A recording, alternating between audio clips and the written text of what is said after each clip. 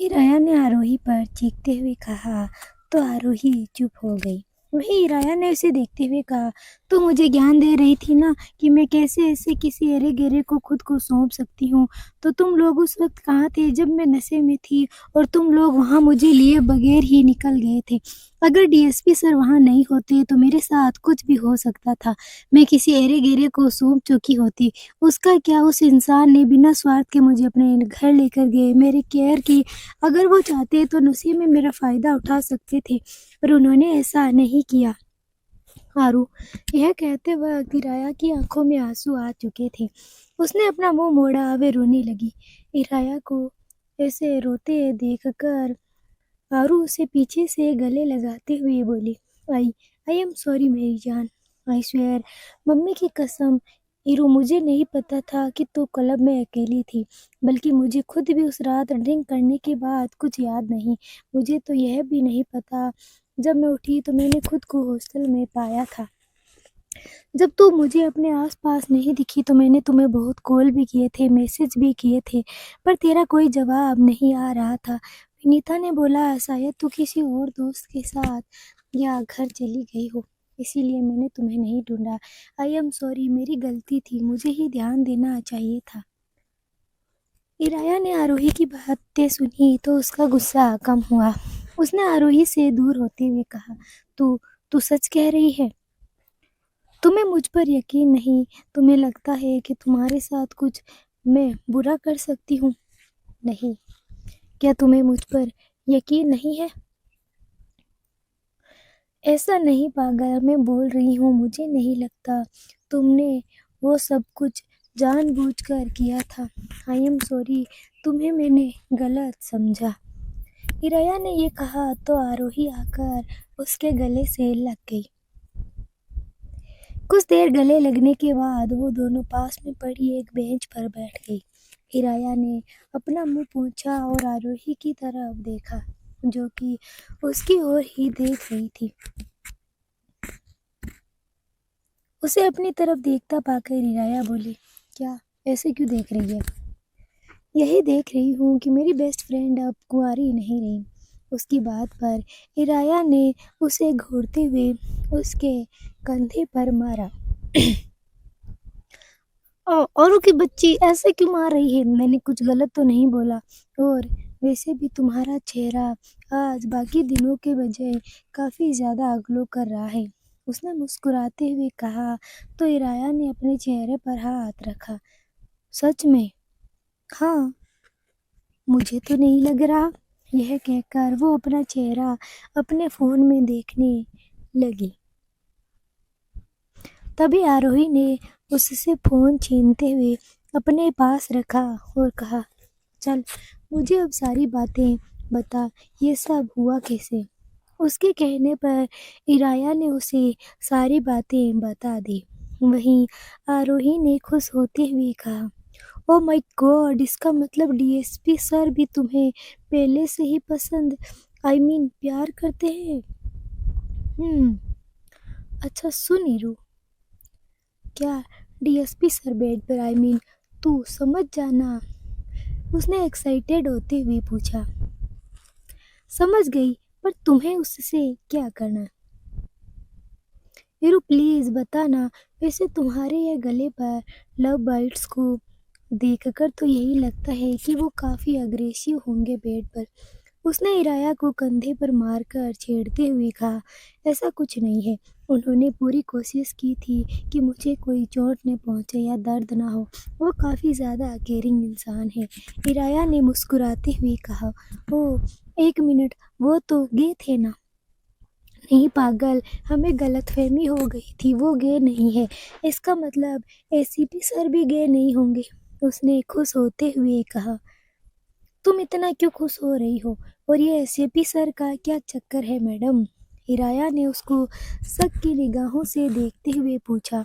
कुछ कुछ नहीं, वो मैं तो बस ऐसे ही, आरोही ने नजरें चुराते हुए कहा। रियली? पर मुझे तो ऐसा लग रहा है कि तुम्हें बड़ा इंटरेस्ट है एसीपी सर में। वैसे आइडिया बुरा नहीं है, तू एसीपी को पटा ले और मेरे तो है ही डीएसपी सेट, चिल करेंगे दोनों मिलकर। ईरू ऐसा कुछ नहीं है, वो काफ़ी हैंडसम है ना, तो बस अट्रैक्शन है। वैसे भी क्या पता वो किसी और को चाहते हो, तो मैं ऐसे किसी के बारे में सोचकर उनके प्रति अपनी फीलिंग्स डेवलप नहीं करना चाहती।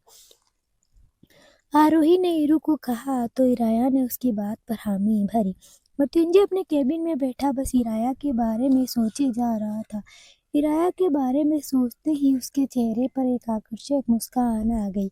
उसके साथ रह रहकर इराया की वही छवि नजर आ रही थी जब वो उसके करीब थी, जब वो मृत्युंजय का नाम लेकर आवाजें निकाल रही थी।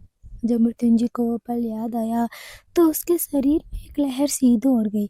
उसने कुर्सी के पीछे अपना सर रखकर अपना सीना पर हाथ रखते हुए कहा, उफ कितना मुश्किल है खुद को तुमसे दूर रखना लिटिल बर्ड।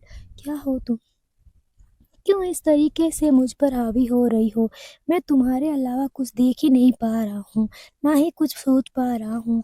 दीवाना तो मैं पहले ही था, पर कल की रात में तो क्या ही मैंने महसूस किया है। हाँ, पर इतना जान गया हूँ, तुम्हारा मेरी ज़िंदगी में होना सबसे ज़्यादा ज़रूरी है। तुम्हें नहीं खो सकता मैं कभी। नहीं जानता हूँ जब तुम्हें मृत्युंजय अग्निहोत्री के वो गहरे राज पता चलेंगे तो तुम दूर जाना चाहोगी, पर नहीं हीरू, मैं तुम्हें खुद से दूर नहीं जाने दूंगा, कभी नहीं, चाहे उसकी मुझे कितनी ही बड़ी कीमत क्यों ना चुकानी पड़े।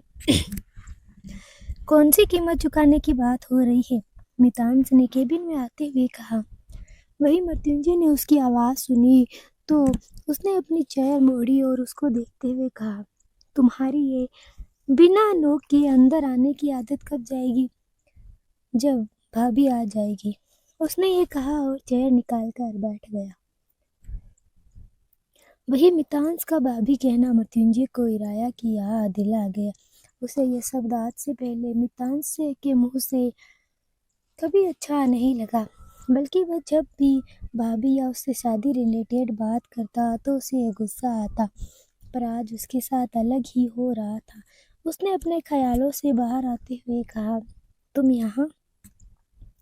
क्या करूँ, तुम्हें तो मेरी याद आती नहीं, सोचा मैं ही आ जाऊँ।